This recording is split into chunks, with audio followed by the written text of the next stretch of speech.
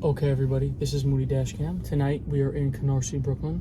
We're going to be talking about Roy DeMeo's murder and how Paul Castellano made his own crew do it. We're going to be going to where he was murdered, and then we're going to be going to where his body was found. So let's flip this around and get into it. The first address that we're going to is 432 East 89th Street, Patty Testa's garage, where Roy DeMeo was murdered. Don't forget to follow me on Instagram at mooneydashcam. I post on there pretty much every single day. Any crime scene photos that I can't put on YouTube end up going on Instagram, so check that out. There are some crime scene photos in this video, so hop on over there. Also, don't forget to leave suggestions for future videos in the comments. I very much appreciate that. I get a lot of inspiration that way. And hit the notification bell so you guys can see exactly when I post a new video. Alright, the year this happened is 1983. Now, every time I talk about Roy DeMeo, I feel the need to go back over the Gemini method for anyone who hasn't heard about it, because it's a very crazy thing. I've said it about 100 times, so I'm going to run through it really quick. People that Roy DeMeo's crew wanted to kill would get lured into like the side back door of the Gemini lounge that led to an apartment, where someone would pop out and shoot them in the head with a silenced gun. Most of the time, everyone in there was in their underwear to avoid getting blood on their clothes, so you can imagine that scene. Quickly, a towel is wrapped around the head of the victim, and they're stabbed in the heart to stop the blood from pumping. The body is quickly dragged over to the bathroom to avoid any bigger mess, and then hung upside down in the shower and left to drain. In the meantime, they would eat and go get pizza. While this happened, they would let the body sit for about an hour. They would take the body down, bring it into the living room, put it on top of a pool liner, and dismember the body. Carefully package up all the body parts and then spread them across the city, most of the time ending up at the Fountain Avenue dump, a notorious DeMeo crew cemetery they had going on over there. So, now that that's out of the way, let's get into the story of how this all began, the process of Roy DeMeo having a hit out on him. So the downfall started when the Cuban and Colombian cartels wanted Chris Rosenberg dead, and Roy DeMeo stalled doing it, and in the meantime was very nervous that he was going to get killed by the cartels.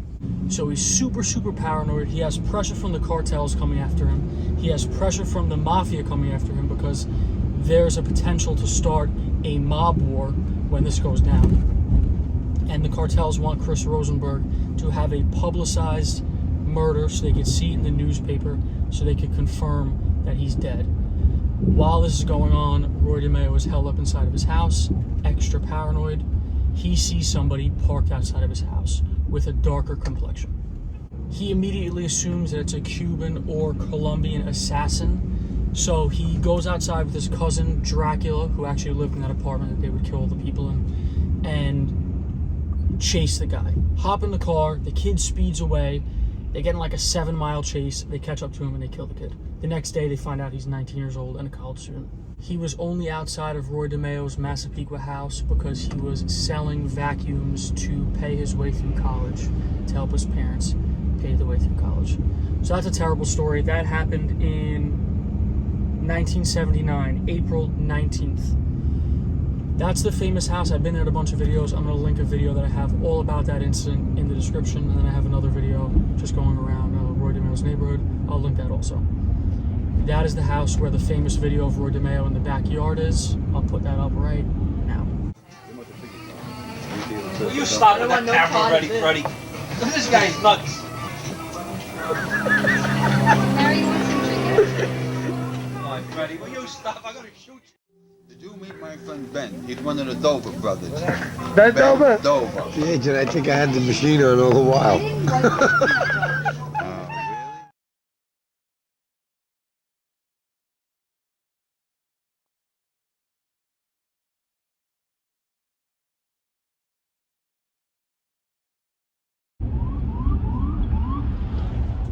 Now, Paul Castellano was in a very tough position because Roy and his crew were some of the most feared guys in the mafia, and they were really good to have around. They were also some of the biggest earners in the mafia.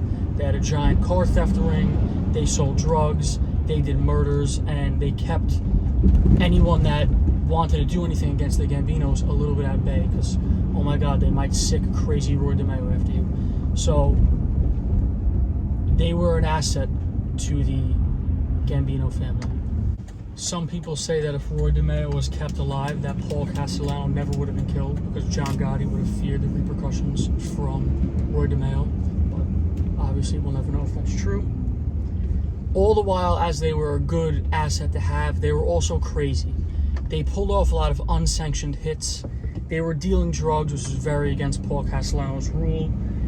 And they were attracting a lot of heat from the feds at the time. So he had to weigh out if it was worth it to keep him around or get rid of him. Then in 1981, Roy was subpoenaed for his involvement in an international car theft operation. They were stealing cars around here and shipping them over to Kuwait. Then in 1982, Vito Arena, a part of the Gemini crew at one point, gets arrested and cooperates. And Roy caught wind of this, and the news ended up spreading throughout the families. So now Big Paul is nervous that Roy DeMeo is going to get hit with a very long sentence. And a lot of times these very wild guys, when they get hit with a big sentence like this, I'll break it down for you. The guys that are super, super wild and go out and do all the crazy stuff usually aren't the ones that think things through. So they don't think of the long sentence that comes along with it. So when they do get hit with a really long sentence, they didn't mentally prepare for that. So they'll end up flipping when they're facing, 30, 40 years life in prison. So Castellano decides that it is safer to have Roy killed than to keep him alive. He puts out the hit. John Gotti, Gene Gotti, and Frank DeChico all pretty much turned down the hit, saying that it's not really safe. He had a crew of killers around him at all times, and Roy had a clue that they were coming after him, so he was super on alert and super paranoid. It was said that towards the end of his life, Roy DeMeo would never leave the house without a shotgun under his leather jacket. So he was ready for anything at all times when this was going down. He even told his son at one point that he was marked for death.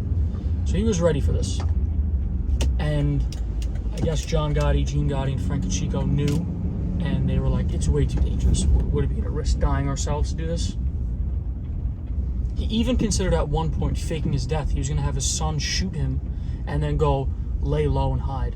We're pulling up now. I believe this gate right here was Patty Testa's garage. So let's park and get out and do a little walk around. Alright, this is the block that Patty Testa had his garage on. Now, I only assume that that is 432 because judging by Google Maps, I'll put it up on the screen, right over here is 437, and it counts down this way. This is the last garage door on this block. Who knows, back in the day there might have been another door over here towards the end that was really 32. But I believe that this was it. I could be wrong. There's other garage doors over there. We'll walk up and down the block real quick while I finish up this story. So he was pretty much totally in hiding at this point in his Massapequa mansion on the water. Very nice house. He even at one point went to church to confess. Now you have to realize how crazy that is, because when people put everything together, they think that he killed around like 75 people. And he would even brag that he started losing count of the number of people that he killed at like 40. A really crazy person. So for him to go to church,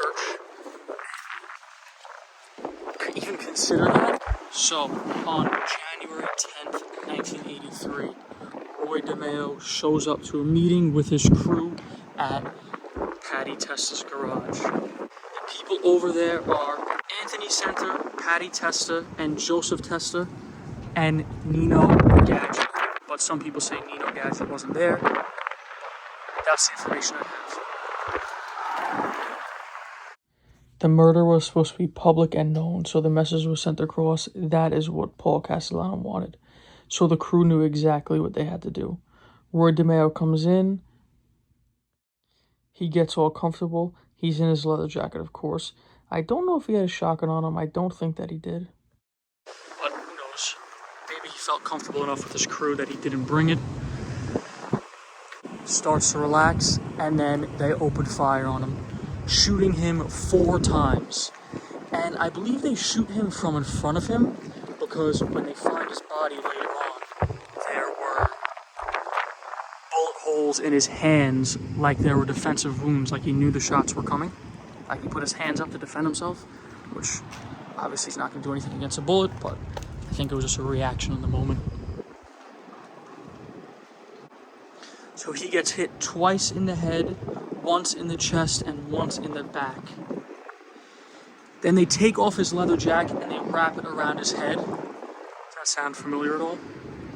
That's exactly what they did with the Gemini method, with towels around the head, like I mentioned earlier. And they drag him outside to his car, a 1983 maroon Cadillac Coupe de Ville. They all get in his car and they drive over to Sheepshead Bay. So let's do that exact same thing.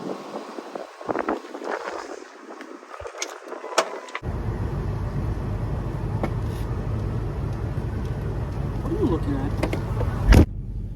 So while all this is going on, Roy's actually missing his daughter's birthday party. The spot we're going to next is Varuna Boat Club in Sheepshead Bay. It is at Emmons Avenue and East 28th Street. So we have a quick little highlight of the drive and then we'll be there.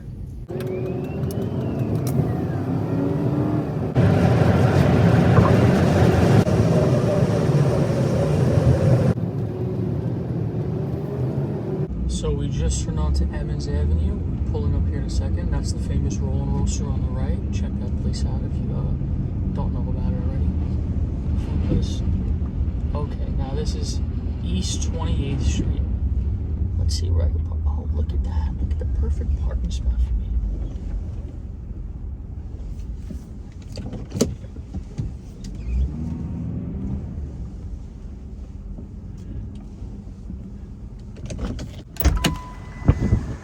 So this is the corner here of Emmons and East 28th Street. A little bit of a storm here, so if there's too much wind noise, I apologize. But the car was pulled up and parked here and left. This side of the street used to be diagonal parking. It's not anymore, so that's changed since then. But it was said that it was left near the island. So they took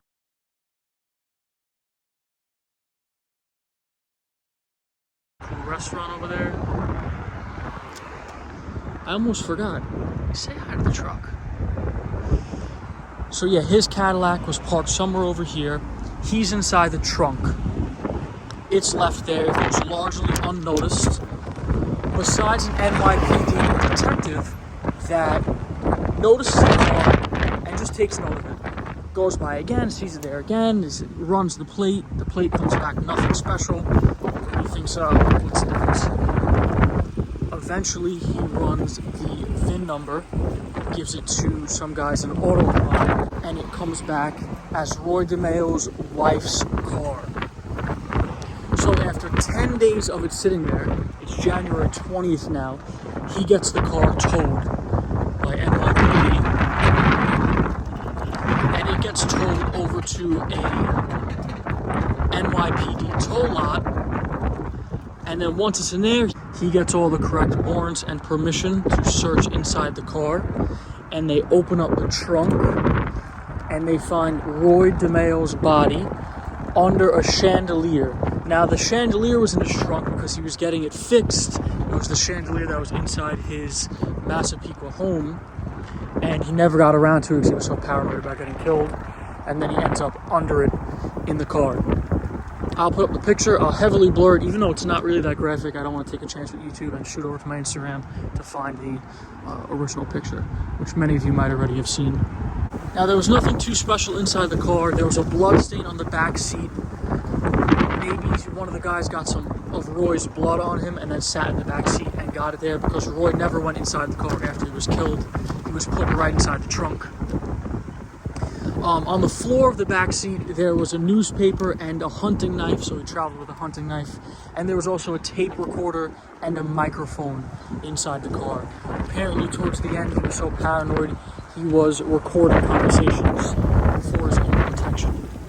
After the fact, his son said that he left his ring, his wallet, and his watch at home. Now, some say that is an indication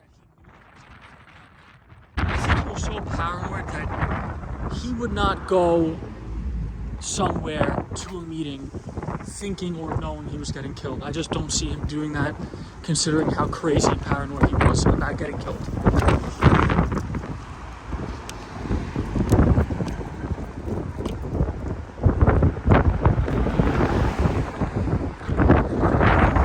Soon after his death, his family found out that he left over $1 million in properties to his families. He put them under his family's name, which was, I guess, his little version of life insurance. Wow, it's cold. Let's get back to the truck and finish this off. So pretty much everybody in the Gemini crew ended up dead or in jail. Anthony Center and Joseph Testa got life plus 20 years. They were guilty of 11 murders. At that time, most of the crew was dead.